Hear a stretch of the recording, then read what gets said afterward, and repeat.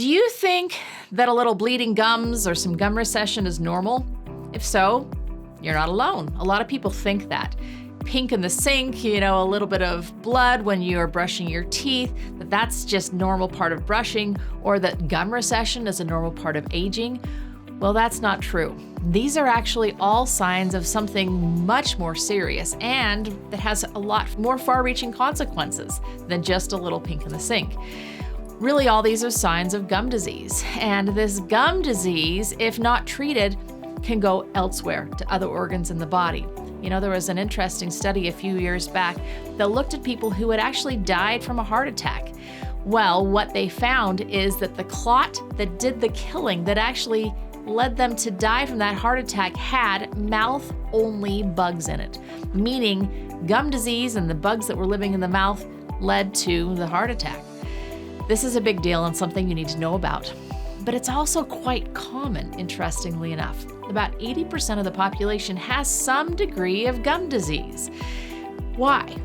What is it from? What causes it? Well, we're going to talk about two main causes today, and then we're also going to talk about how to prevent it, how to treat it, and how to stay healthy.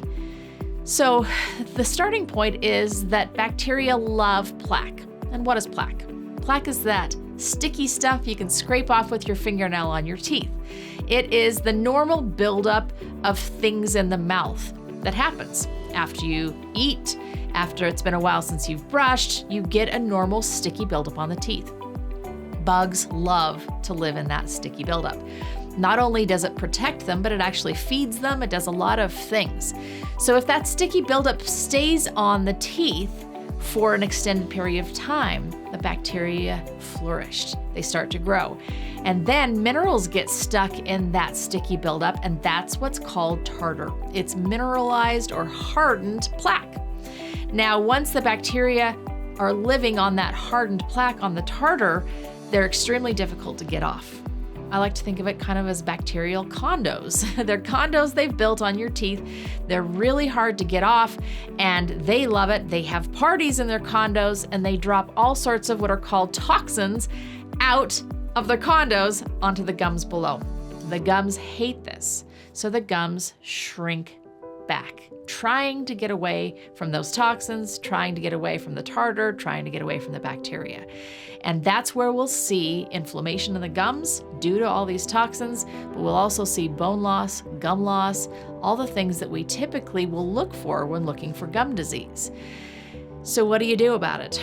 Well, the first thing that has to be done is you got to get all that sticky stuff off of the teeth. It's taking care of the teeth. But that's not all that goes into what leads to gum disease. I see patients occasionally that do an amazing job of taking care of their teeth. They brush twice a day, they floss regularly, and yet they still have inflamed, bleeding gums. They still have gums and bone creeping down off of the teeth. But there's nothing really that they need to improve upon in taking care of their mouth. What's going on? Well, in these situations, it's actually a nutritional issue. It's a systemic problem. I had a patient named Carol that this was exactly her. She had diabetes, and she was struggling with gum disease, pretty extensive and advanced gum disease. In fact, she was getting to the point where a few teeth were even a little wiggly. She was nervous that she was going to be losing them. And as we looked at her, she took amazing care of her teeth. There was no plaque anywhere. There was a little bit of tartar, but very little. There weren't uncleanable places. Sometimes people have a lot of crowns and difficult things to clean around. She really didn't even have that. But she had red, bleeding gums, and the gums and bone were creeping away from her teeth, leading to recession. What was this? Well, Carol struggled with blood sugar regulation. She had a real difficult time actually keeping her blood sugars in check. And there's a direct correlation between blood sugars and gum disease. And what we found is that when we worked with her, and we worked with her endocrinologist and others that were helping her with her diabetes, when we worked together, we figured out some strategies she could use daily to keep her blood sugars more in check. And when that happened, all of a sudden, the gum disease went down. But here's the interesting thing. As the gum disease went down, all of a sudden, the blood sugars were even easier to control. There's a correlation back and forth. Sometimes gum disease will make it harder to control other diseases in the body. This is why it's so important to talk to a dentist who knows about the rest of the body and knows that it's connected. Sometimes we'll also see people who have low levels of vitamin C. And this is a fascinating story from history. In the 1800s, people would travel across the ocean in boats. Well, they didn't have a lot of fresh food on those boats, obviously. And what they found is that a lot of times sailors were getting gum disease. They were getting scurvy, but one of the telltale signs of scurvy is loose teeth and bleeding gums, gum disease.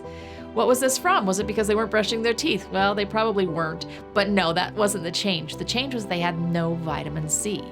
So they started carrying either lime juice or pickled limes on board, and they fed it to these sailors, and all of a sudden the scurvy went away. This is why they were called limeys, was because of the limes that they were eating.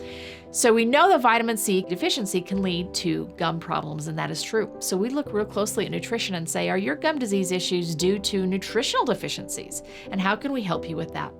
Those are really two of the big things that we focus on from a this is what causes it standpoint. So how can you prevent this? Number one, let's talk about diet. Let's talk about nutrition, making sure you're getting enough vitamin C. Let's make sure that you're getting everything off of the teeth adequately. And it may be that you're doing a good job or you feel like you're doing everything you need to do, but you don't know exactly what to do. So we teach you how to keep the teeth clean. A lot of this is due to the products that you use. So 100% recommend soft toothbrush. I have my fabulous bamboo toothbrushes that are very, very gentle on gums, especially if they're receding, with the tooth powder. Why the tooth powder? A couple of things. First of all, it's going to clean very, very well, but it's also going to remineralize. And this is important if you've had gum recession because you have exposed roots. And those exposed roots are very prone to decay, very prone to sensitivity, very prone to lots of things. So the tooth powder is extremely important if you have gum disease, as is the mouth rinse. Why the mouth rinse? It has colloidal silver, and it's a special kind of colloidal silver that only kills the bad bugs and not the good bugs. So it's going to help you balance all of these bacteria that lead to the disease problem. So really this is a concerted effort between soft toothbrush, tooth powder, mouthwash, but also a tongue scraper. A lot of bugs live on the tongue. So we always recommend scraping your tongue, keeping it clean every single day. This needs to be done well once a day. Then you add on the floss. Floss, I love our bamboo charcoal floss because it absorbs all the toxins that these bacteria drop. That's part of the reason that we have this bamboo charcoal floss. It is absorbent and it just kind of grabs them all and pulls it out from between the teeth. Once a day with these 4 things, and a lot of times the gum disease goes away as long as you have the nutrition piece along with it. Now, if you currently already have gum disease, you're already seeing pink in the sink, you have gum recession, you have swollen gums, a lot of times gum disease doesn't hurt, so these are things you can look for without even the pain. We're going to treat that by cleaning off those condos, cleaning off the tartar, cleaning off the plaque, teaching you what to do at home. We may treat it with ozone, which gets underneath the gum and focuses on killing the bugs under there. We may use a laser to clean everything off there as well. So these are all things that can be done in the office to jumpstart your care at home. But what you do at home is incredibly important as well. The reason we talk about this so much is that gum disease has been implicated in hundreds of other diseases throughout the body. Why? The bacteria that are here don't stay here. The gums aren't just a barrier to your body. They are honestly the entry point to the body. It's the place that a lot of things get in, and your gums are part of your digestive tract. So you're swallowing it, it's getting absorbed, the bacteria are going everywhere. Keep your gums healthy in order to keep you healthy. This is part of a healthy body, and a healthy life is a healthy mouth.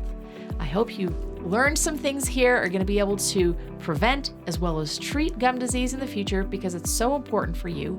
For more information, please check out the website at totalcaredental.com and livingwellwithdrmichelle.com and watch other videos. I just want to help you to be able to live well.